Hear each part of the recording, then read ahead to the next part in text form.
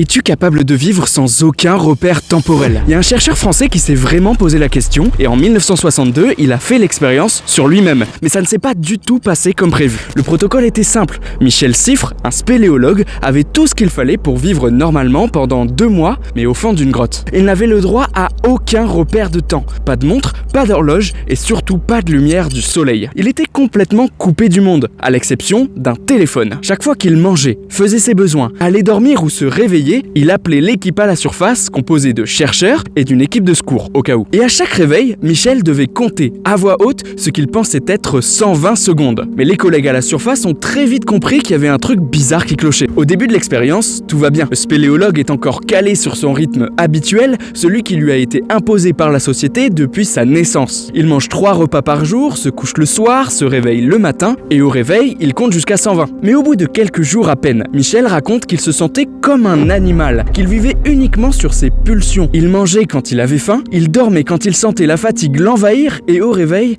1, 2, 3... 4.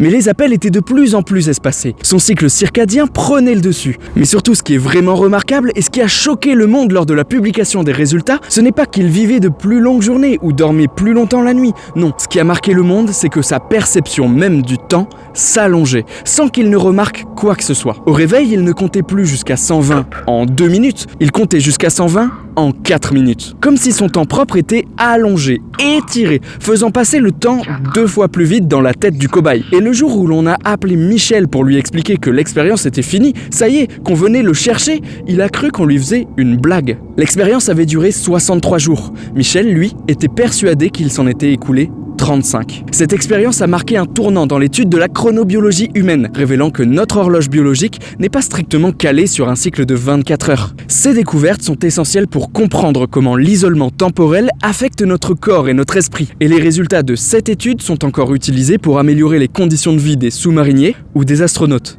Merci Michel.